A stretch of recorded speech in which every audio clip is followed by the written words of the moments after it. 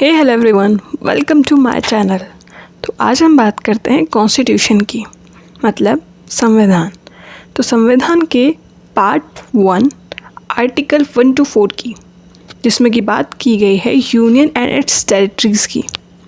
तो वहीं पर हमारा आर्टिकल 1 की जब हम बात करते हैं तो वो कहता है India that is Bharat is a union of state rather than the federation of state. मतलब अब इसमें दो चीज़ें हैं, पहला union of state and second one is federation of state. Union of state होता है there is no independent existence of a state, मतलब स्टेट की अपनी कोई इंडिपेंडेंट एग्जिस्टेंस नहीं है। They are the part of India, वो सभी पार्ट ऑफ इंडिया है। जैसे कि एक ह्यूमन बॉडी के अंदर डिफरेंट ऑर्गन्स होते हैं, बट वो ऑर्गन की कोई इंडिपेंडेंट एग्जिस्टेंस नहीं है, वो सभी पार्ट ऑफ ह्यूमन बॉडी होते हैं। वहीं पर जब हम बात करते हैं फेडरेशन ऑफ स्टेट की, तो अमेरिकन कॉन्स्टिट्यूशन यूज़ करता है टर्म फेडरेशन ऑफ स्टेट, जो कि बात करता है independent state come together to form a nation. मतलब अलग अलग इंडिपेंडेंट स्टेट्स एक साथ मिलकर एक नेशन को बनाते हैं। जैसे कि बंडल ऑफ अ वुड, अगर हम बंडल ऑफ वुड को अलग अलग भी कर दें तो भी वुड अपनी एग्जिस्टेंस में रहेगा। सेम एज स्टेट्स की भी अपनी इंडिपेंडेंट एग्जिस्टेंस है। तो आर्टिकल 1 में बताया गया है कि इंडिया क्या है। इंडिया को बेसिकली 3 कैटेगरीज में डिफाइन किया गया है, 3 कैटेगरीज ऑफ टेरिटरीज। सबसे पहले टेरिटरी ऑफ अ स्टेट, एक इंडिया की जितने भी स्टेट्स हैं सबकी जो टेरिटरीज हैं वो भी पार्ट ऑफ इंडिया हैं। Second one is union territory, हमारे इंडिया की जो टेरिटरी है वो सभी क्या होंगी, पार्ट ऑफ इंडिया मानी जाएंगी। या फिर third one is territory that may be acquired by the government of India at any time, ऐसी कोई टेरिटरी जो इंडियन गवर्नमेंट है वो फर्दर इन फ्यूचर में कभी एक्वायर करेगी, जैसे कि सिक्किम।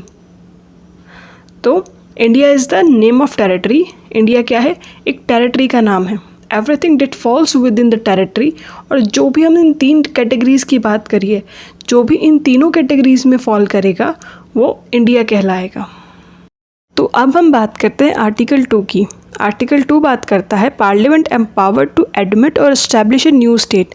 हमारी जो पार्लियामेंट है उसके पास पावर है किस चीज़ की, एडमिट और एस्टैब्लिश करने की नया स्टेट यूनियन ऑफ इंडिया में। ठीक है, तो it's talk about territory which is originally not a part of India territory. मतलब ऐसी कोई टेरिटरी जो अभी के लिए इंडिया का पार्ट नहीं है, but can be acquired bye admitting into union of India. But in future में इंडियन गवर्नमेंट उसको एक्वायर कर सकती है और एडमिट कर सकती है यूनियन ऑफ इंडिया में। जस्ट लाइक सिक्किम को 16 मई 1975 में पार्ट ऑफ इंडिया बनाया गया, इस पावर को एनफोर्स करते हुए। Now the Article 3 authorities the Parliament in relation to territory which is already a part of India। Parliament की पावर की बात करी गई इन रिलेशन टू टेरिटरी जो पहले से पार्ट ऑफ इंडिया है।